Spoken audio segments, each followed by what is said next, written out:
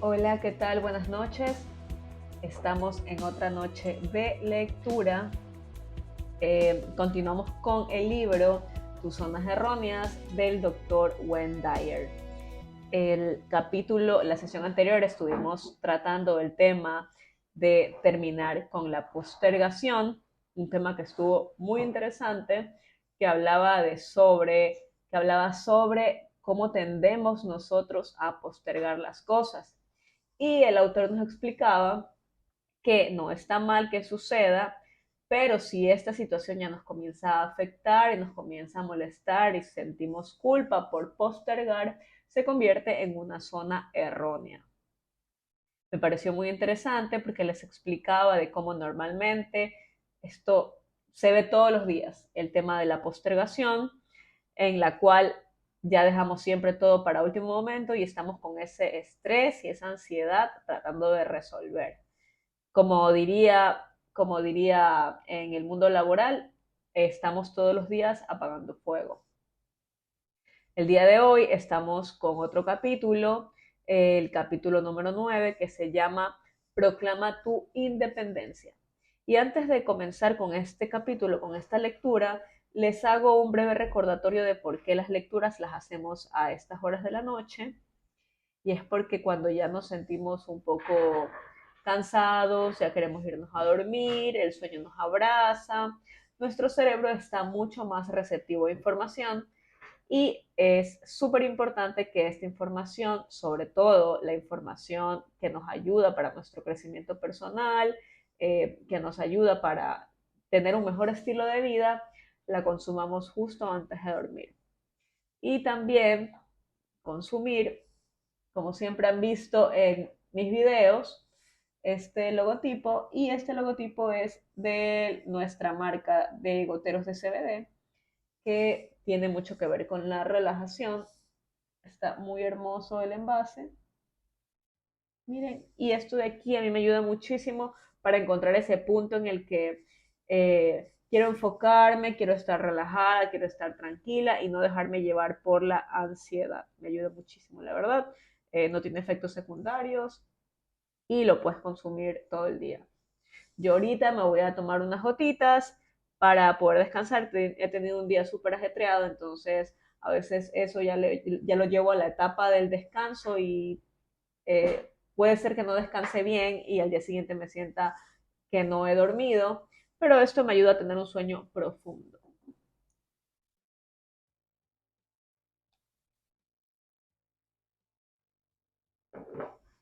Y continuamos con esta lectura que es muy, muy, muy importante para nosotros.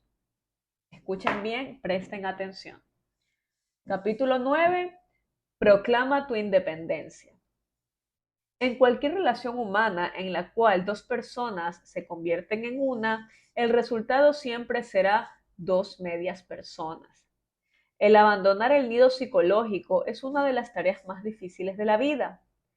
La víbora de la independencia se entromete de muchísimas maneras y deshacerse de ella por completo es muy difícil, ya que la cantidad de personas que se benefician de la mutua dependencia psicológica es muy grande.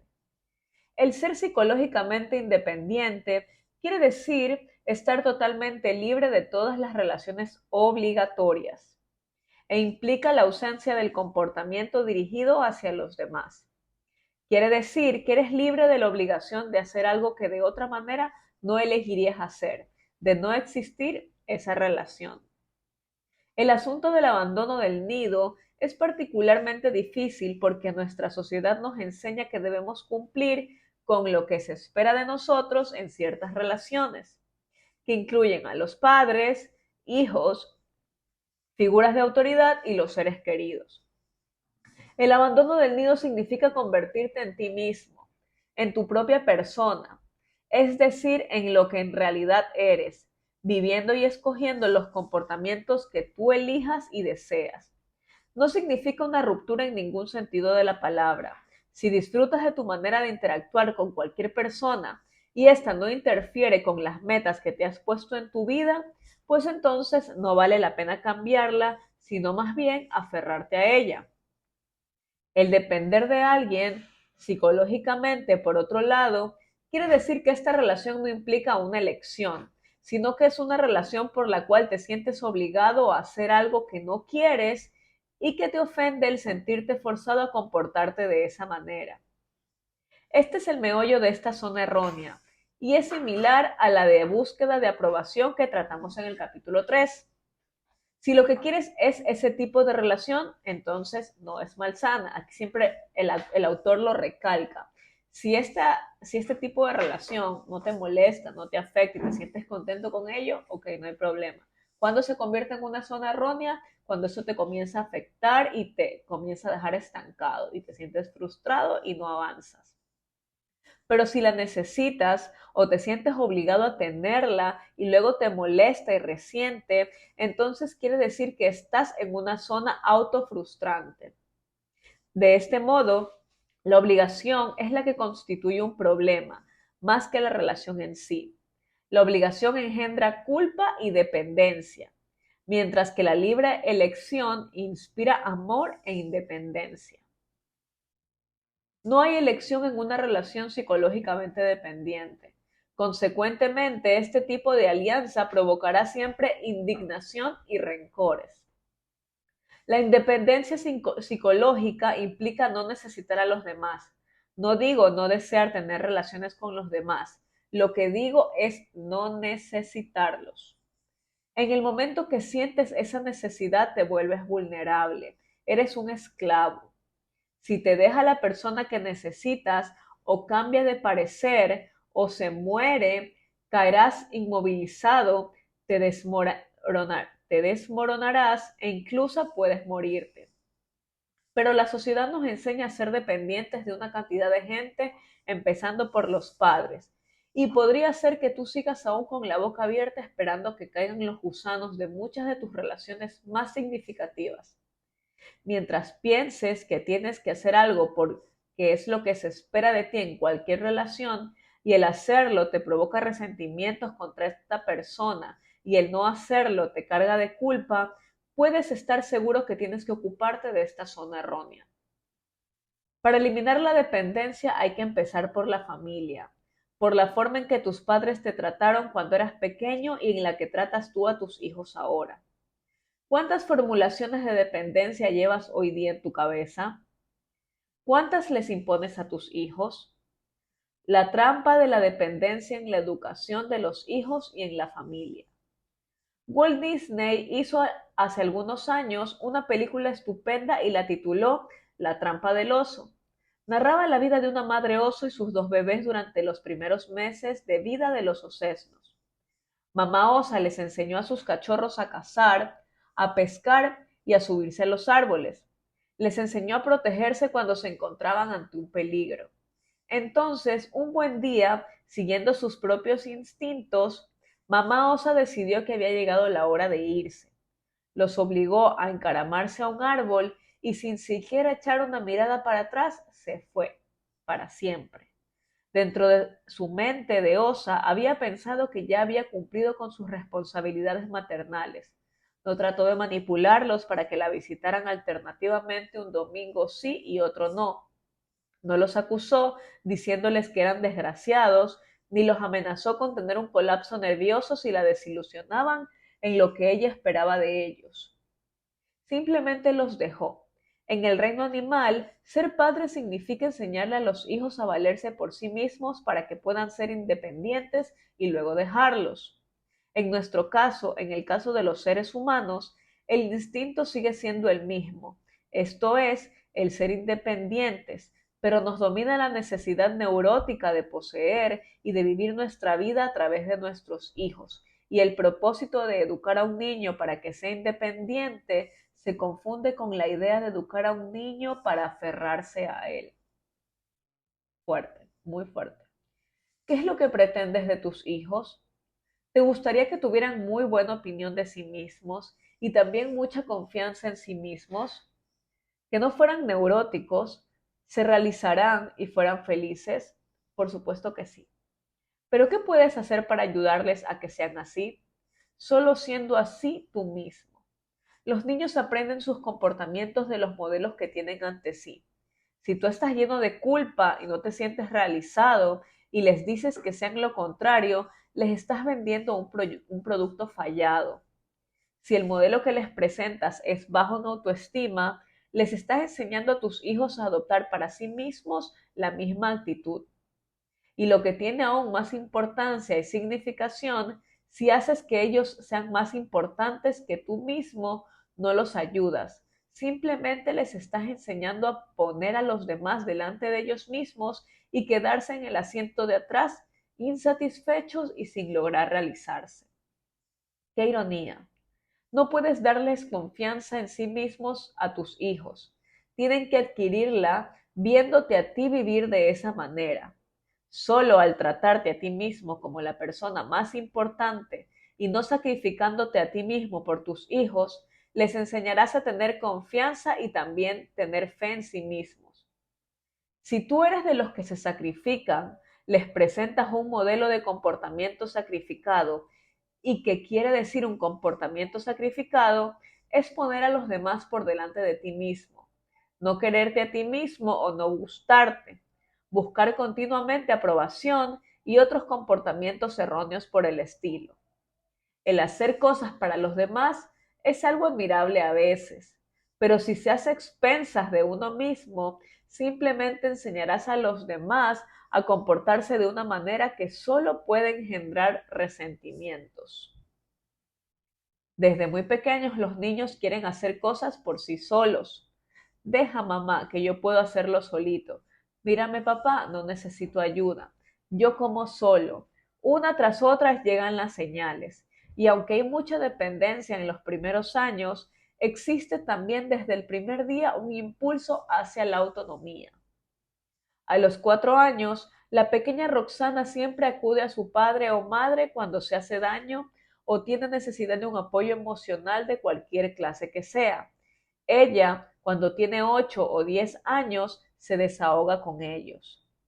Y aunque quiere que la consideren como a una niña grande, ya sé ponerme el abrigo, déjame, quiere también el apoyo de unos padres cariñosos y responsables. Mira, mamá, me raspé la rodilla y me está sangrando. Está desarrollando el concepto de sí misma a través de la visión que de ella tienen sus padres y la gente importante de su vida.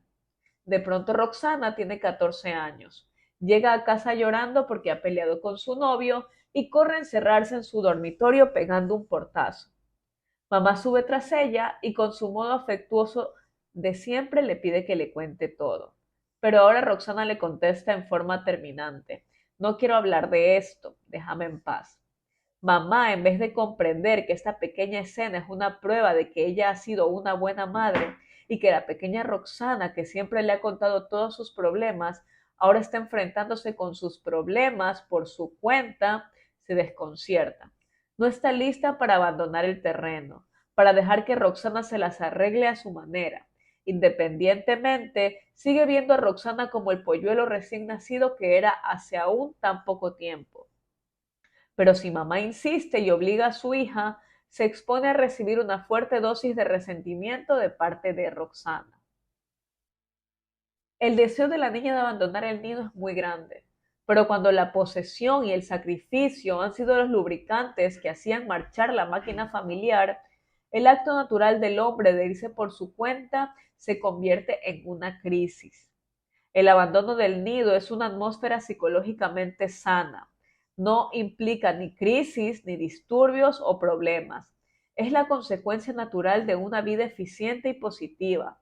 Pero cuando la culpa y el miedo a desilusionar a los padres marcan el hecho de abandonar el nido, estos sentimientos siguen influyendo en la gente durante toda la vida, hasta tal punto que a veces la relación matrimonial se convierte en una relación filial, más que una relación en la que dos individuos comparten una vida en condiciones iguales.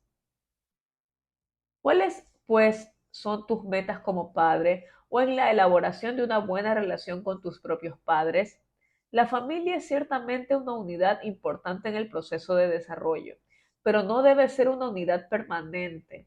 No debería ser nunca un vehículo para la culpabilidad y la neurosis, cuando uno de sus miembros hace un movimiento en dirección de la independencia emocional. Algunos padres han llegado a decir, puede que los hayas oído. Tengo derecho de hacer que mi hijo sea lo que yo escoja para él. Pero, ¿cuál es la retribución que ofrece una actitud tan dominante? Odio, resentimiento, furia y culpa frustrante cuando el niño crece. Si observas las relaciones eficientes y positivas que existen entre algunos padres e hijos, que no están ligadas por requerimientos y obligaciones, verás que se trata de padres que tratan a sus hijos como amigos. Si un niño desparrama la salsa sobre el mantel, no le larga la clásica, porque no te fijas en lo que haces, eres tan torpe. En cambio, observarás que lo tratan como lo harían con un amigo en el caso en que éste derramara algo. ¿Puedo ayudarte? Nada de ofenderlo porque te pertenece, más bien respetarlo por su propia dignidad de niño. Descubrirás también que los padres eficientes estimulan más los instintos de independencia que de dependencia y no hacen escenas por la expresión de deseos tan normales como los de ser autónomos. Diferencias entre familias dirigidas a la independencia y las dirigidas a la dependencia. Repito, diferencias entre familias dirigidas a la independencia y las dirigidas a la dependencia. En las familias dirigidas a la independencia, los impulsos dirigidos hacia la autonomía y el ser uno mismo son considerados normales y no un desafío a la autoridad de uno de sus miembros. No se hace hincapié en la necesidad de los demás ni en el aferrarse a ellos. Igualmente, tampoco se exige la eterna lealtad del niño a su familia simplemente por pertenecer a ella. De esta actitud resultan las familias que les gusta reunirse en vez de sentir la obligación de hacerlo. Existe también un respeto por la intimidad de los demás más que una exigencia de compartirlo todo. En familias como esta, la esposa tiene una vida propia aparte de la de esposa y madre. Es así un modelo positivo para sus hijos en vez de vivir su vida para ellos y a través de ellos. Los padres sienten que su propia vida es de los padres sienten que su propia vida es de una importancia capital porque sin ella no puede haber armonía familiar. Así, los padres se ausentan ocasionalmente sin sentirse obligados a estar siempre para sus hijos. La madre no es una esclava porque no quiere que sus propios hijos, especialmente las niñas, se conviertan en esclavos. No siente que ella tiene que estar allí todo el tiempo para atender a todas las necesidades de sus niños. Siempre escucho decir, no me puedo ir a tal lugar por mis hijos, no puedo hacer tal cosa por los hijos, cuando, según lo que explica el autor, le estamos enseñando un modelo de dependencia a nuestros hijos. En el momento que nosotros ya no estemos, nuestros hijos van a depender profundamente de nosotros y eso va a afectar muchísimo en su vida adulta. Van a ser personas muy retraídas y que van a siempre mantener relaciones en las que tengan dependencia emocional con otras personas, ya sea con su pareja, su jefe, etcétera. Ella piensa que puede apreciar a sus hijos y viceversa, tanto o más cuando ella se está realizando y contribuyendo a la vida de su familia, de su comunidad y de su cultura en pie de igualdad con el hombre en este mundo. En este tipo de familia no existen manipulaciones sutiles por medio de la culpa o amenazas para mantener a los hijos dependientes y bajo la responsabilidad de los padres. Cuando los hijos crecen, los padres no quieren que los visiten por obligación. Además, los padres están demasiado ocupados en sus propias cosas para pasarse la vida esperando que sus hijos o nietos aparezcan para darles una razón de vivir. Los padres como estos no creen que deban ahorrarle a sus hijos los sinsabores y dificultades que pasaron ellos, porque reconocen que el hecho mismo de trabajar para sobreponerse a las dificultades fue lo que les dio confianza en sí mismos y la estima correspondiente. Ellos no desean privar a sus hijos de experiencias tan importantes. Estos padres se dan cuenta de que el deseo de sus hijos de luchar por sí mismos con la ayuda y no bajo el dominio de padres es algo sano que no hay que negarles. El Demian de Hess habla de la variedad de caminos hacia la independencia. Tarde o temprano, cada uno de nosotros tiene que dar el paso que lo separará de su padre, de sus mentores. Tenemos que pasar todas estas experiencias crueles y solitarias.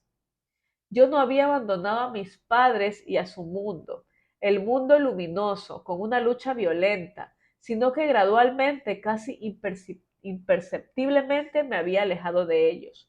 Me apenaba que tuviera que ser así, y por eso muchas de las horas pasadas en casa de mis padres, y por eso de las horas pasadas en casa de mis padres cuando iba a visitarles, fueron desagradables.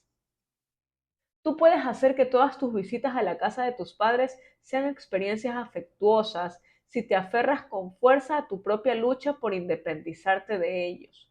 Y si tú presentas ante tus hijos un modelo de autoorgullo y de autovaloración positiva, ellos a su vez abandonarán el nido sin causar tensiones ni problemas a nadie.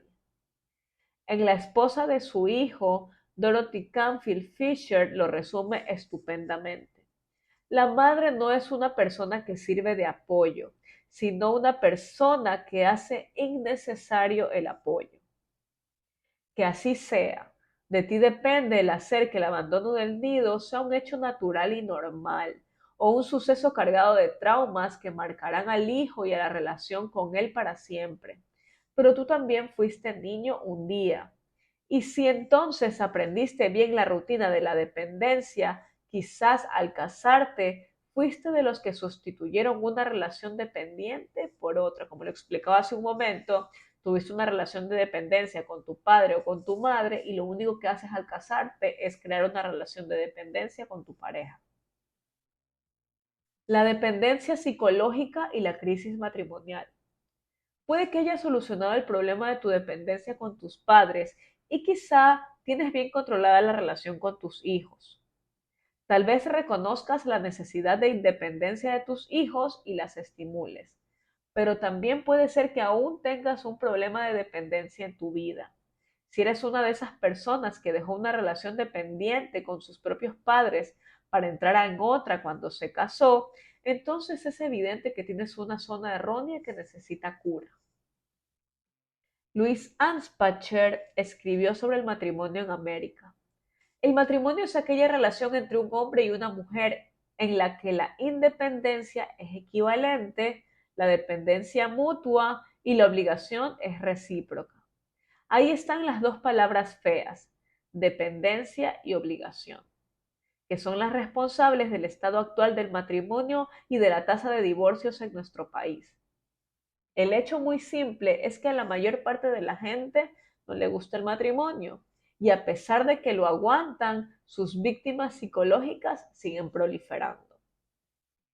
Una relación que se basa en el amor, como ya dijimos antes, es una relación en la que cada uno de sus miembros le permite al otro ser lo que él quiere, sin expectativas especiales y sin exigencias.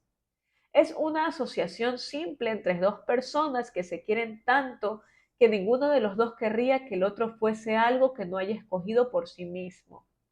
Es una unión que se basa en la independencia más que en la dependencia.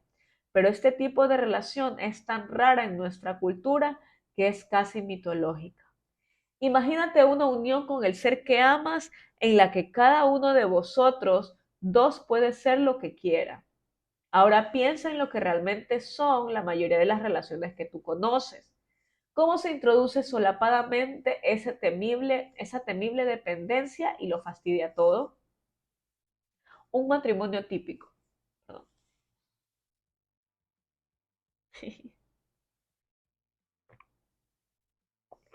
Te tomaste mi agua.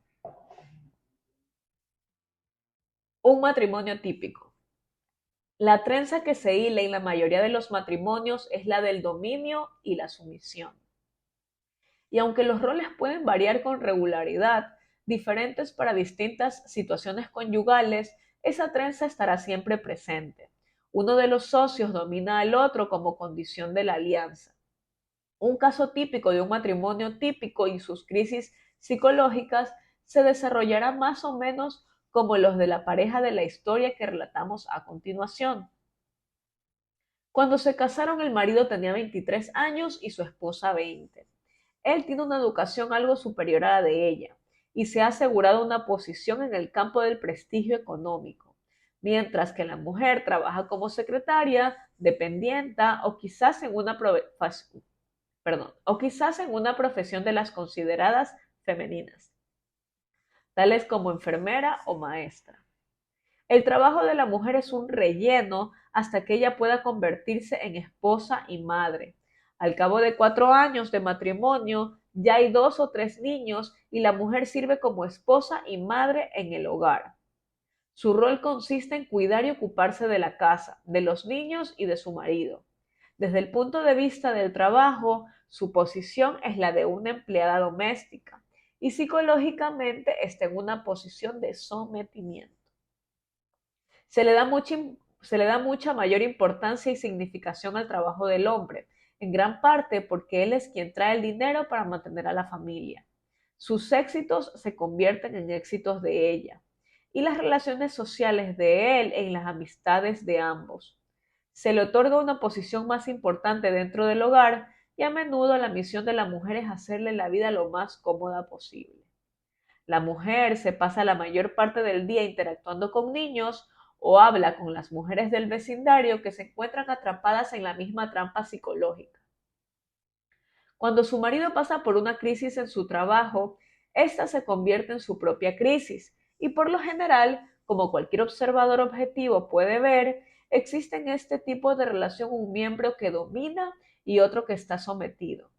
La mujer ha aceptado y quizás incluso buscado este tipo de relación porque no ha conocido otra cosa.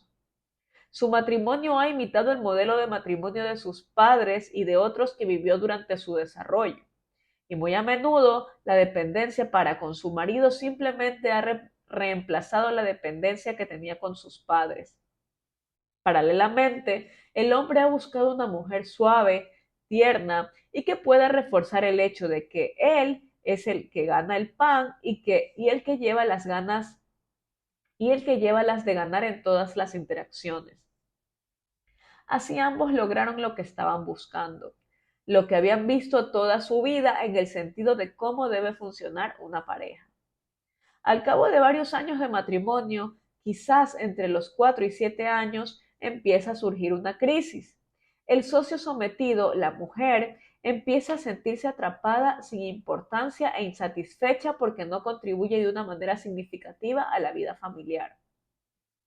El hombre impulsa a su mujer a que sea más ella misma, que sea más afirmativa, a que se haga cargo de su propia vida y deje de sentir compasión por sí misma. Estos son los primeros mensajes que contradicen lo que él quería cuando se casó. Si quieres trabajar, ¿por qué no te buscas un empleo? ¿O por qué no sigues estudiando? Él la impulsa a que busque nuevas salidas, estímulos, que deje de ser infantil.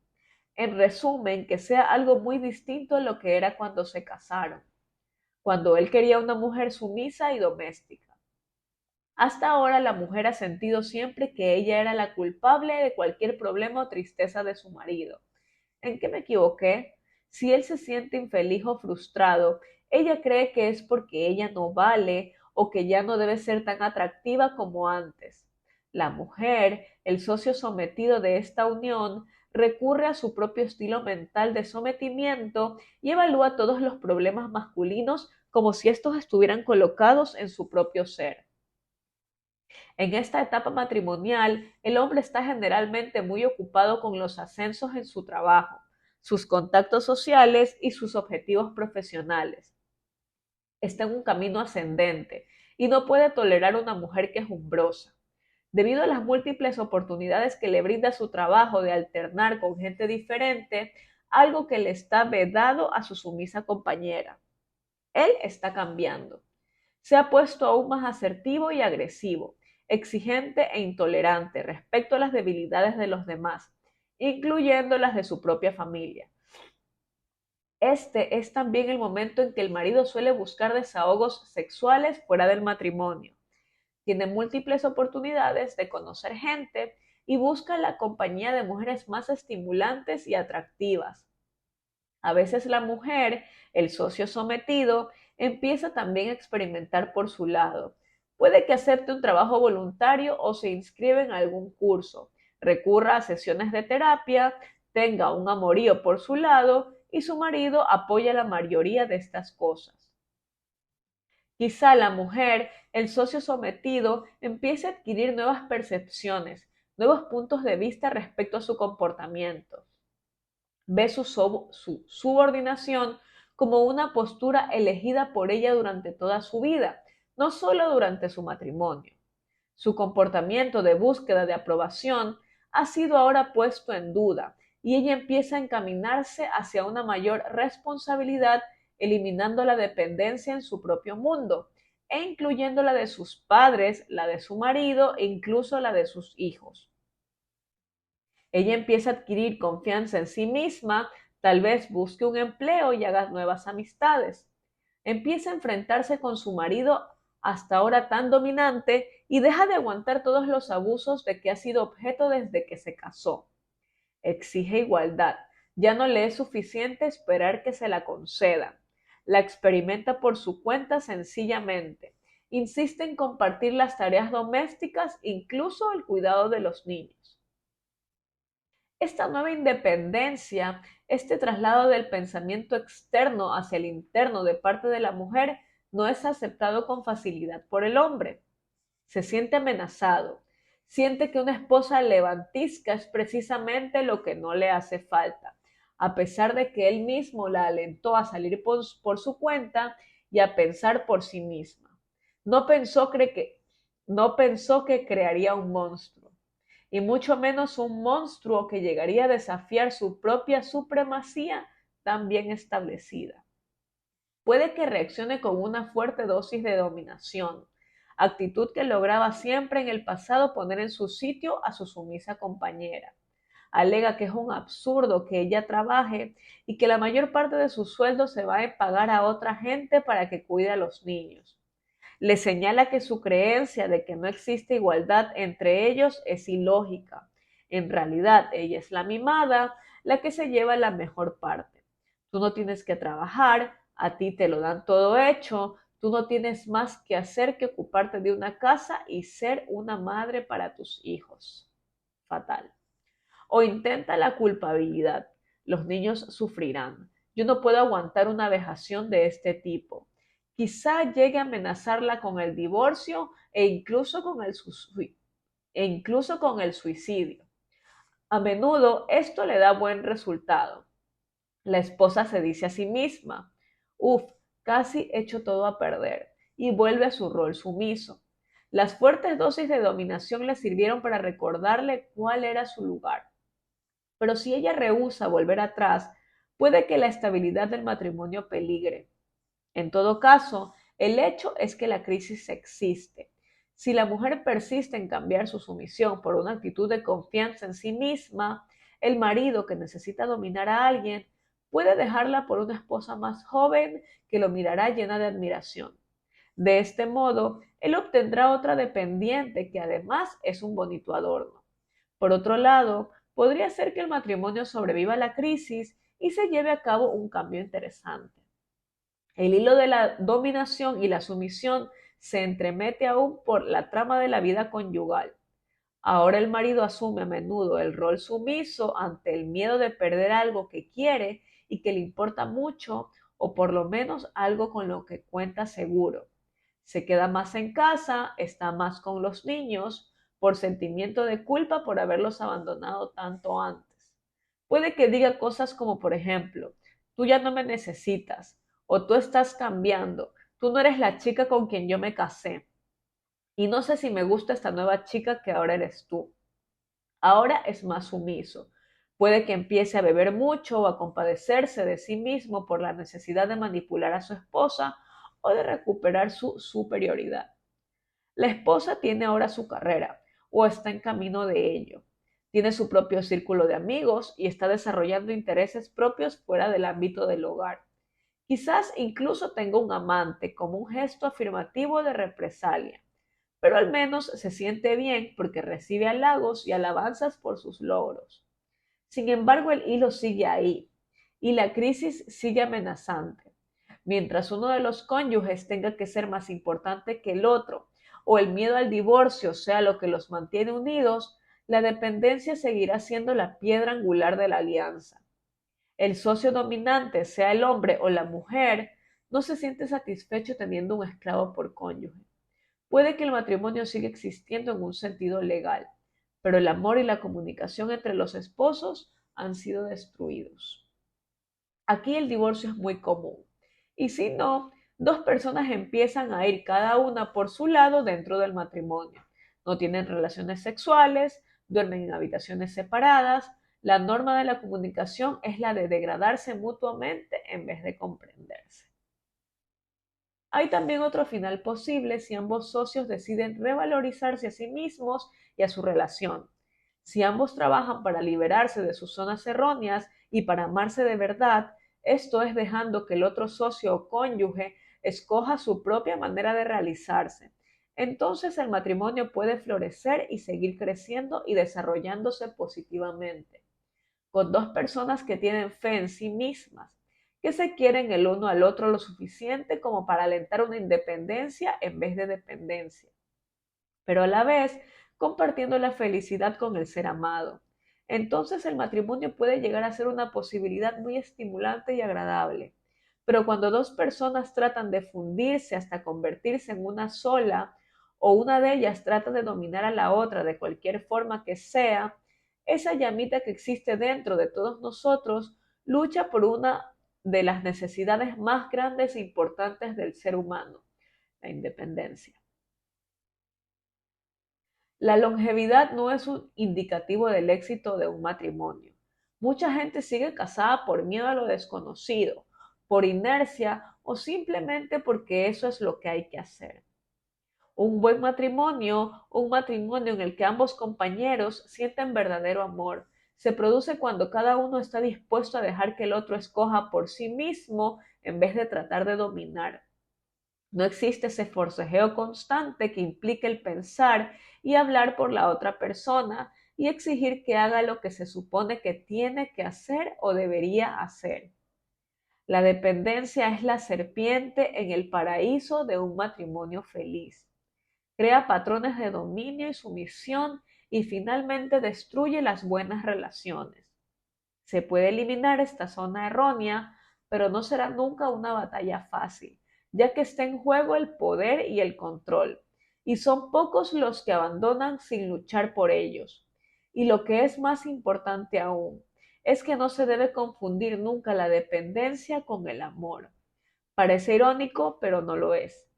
El hecho de que el poner distancias entre los cónyuges consolide los matrimonios. Vamos a ver por dónde vamos y nos falta bastante para terminar este capítulo. Entonces, nos quedamos hasta aquí. Hemos concluido con la primera parte de este capítulo que habla sobre proclamar tu independencia. Si hacemos un resumen breve de lo que hemos leído en esta sesión, trata de explicarnos el autor cómo a través del tiempo, a través de relaciones de dependencia que tenemos desde nuestra infancia, lo que hacemos es simplemente cambiar la persona con la que mantenemos una relación de dependencia. Y me gusta mucho porque explica el tema de la familia, el tema del matrimonio y pone este caso de un matrimonio en el cual existe una sumisión por parte de la mujer y existe un dominio por parte del hombre. Eso se ve muchísimo en Sudamérica, por ejemplo, en los países de América Latina, porque es lo que la sociedad normalmente ha visto y es lo que hemos crecido. Pero me parece muy interesante cómo ahora ya las relaciones son un poco más dispuestas a entender de que no nos enamoramos de un ideal, sino que nos enamoramos de una persona que comete errores, que existe y que es humano y que amamos la esencia de esa persona, independientemente de lo que escoja hacer. Y ese es el éxito de un buen matrimonio. No necesariamente la cantidad de tiempo, sino comprender que cada cual puede escoger lo que quiera hacer. Y hemos concluido. Les deseo una linda noche, que descansen, muchas bendiciones para ustedes y prosperidad. Mañana será un día de éxito. Bye.